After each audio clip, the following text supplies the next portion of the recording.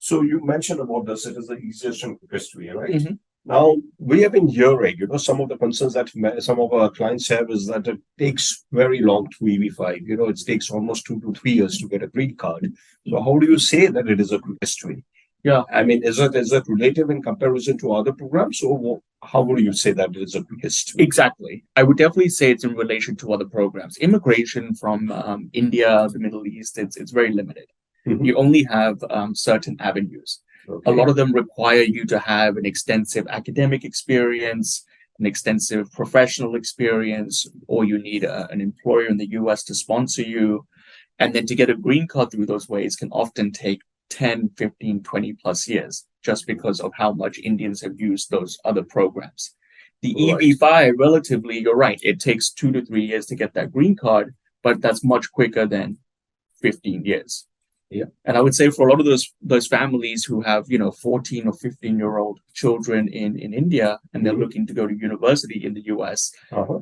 obviously if you apply now, by the time you get that conditional green card, they'll be ready to use that to go to universities in the US. They won't need an F1 visa.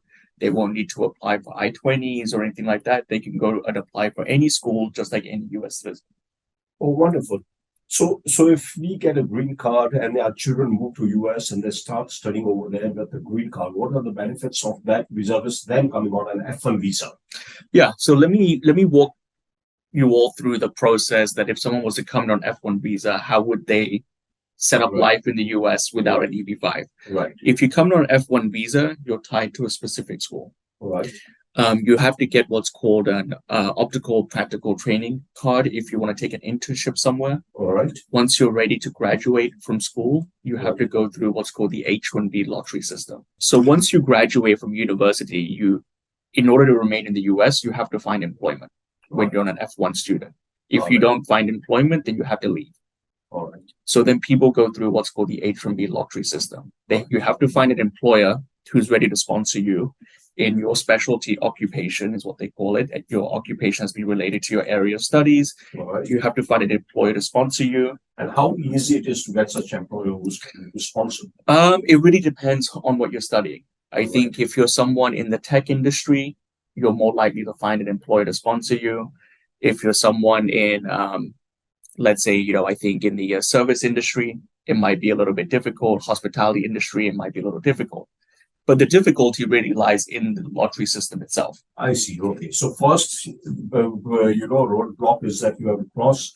First bridge you have to cross is get a sponsor. After that, there is another bridge that you have to cross. That is the H-1B visa. And that is more difficult, right? Can you explain about the H-1B lottery system? Exactly. So once you found an employer to sponsor you, they have to register in the lottery system. All right. Only if they're picked in the lottery system can you proceed with an H-1B filing.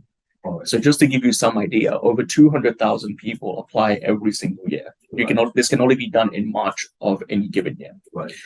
But there are only 60,000 visas available. Right. So you really only have maybe 1 in 4 or less chance than that of being picked in the lottery itself. I see. So if you're not picked in the lottery, then you either have to continue with a master's degree, go back on F1, or you have to leave the US.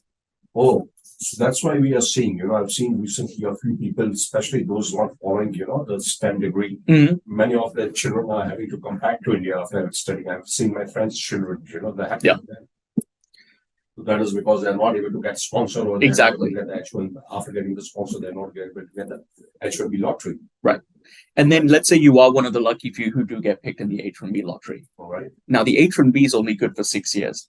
Okay. You get one H1B for 3 years, then you have to get an extension for another 3 years. Okay. At the end of that, you have to apply for a green card if you want to stay within the US. All right. Today, obviously, our focus is on EB5. EB standing for employment-based. There are 5 employment-based categories, 1, 2, 3, 4, and 5. Right. In order to get a green card from an H1B, you go through the EB2 or EB3. Okay. Now, for Indians, the wait time to get a green card from an EB2 or EB3 right now is about 30 to 40 years. 30 to 40 years? 30 to 40 years. And how much time to reach to that level till the filing? Another, let's say from today, if we want to look at that route, then today you're looking at about your education, then you get your H1B, and then another 6 years. Correct. So we are talking about 40 to 50 years from today to get a green card. Correct. Correct. Oh my God. Correct. Okay. which is why we're actually seeing, and we'll get into this with the new EB-5 rules. That's why we're seeing a lot of EB-2 H-1Bs and Indian F-1s switching over to EB-5. Great, great. So this is one of the reasons where we are seeing. So we'll talk about that. We'll talk about that. The other common route is, through family sponsorship. Correct. We have seen many clients having their, relatives over here. So how long does that process take? Let's say if somebody, a relative is sponsoring, not a immediate. I moved in 2004. And that's because my uncle sponsored us. And at that time in 2004, they put in our application 10 years before that. Okay. In 1994. Oh. So today that families, if it's an uncle or aunt sponsoring you, you're looking at close to 15, 20 years. 15, 20 years. Siblings, it's taken 15 or 20 years. All right. Marriage-based petitions are still relatively short if you're filing or if you're marrying a U.S. citizen. Right. But if it's a green card holder, you're still looking at about 3 years. Okay. So the wait times for family-based petitions has gone up. Right.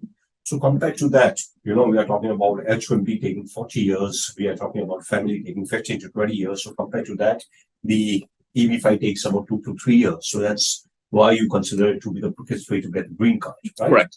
Correct. Absolutely. Of course, the other advantage with the green card is that there is no lottery system. Again, you don't need any educational qualification. You don't need to give any language test. You just have to invest money and you get green card.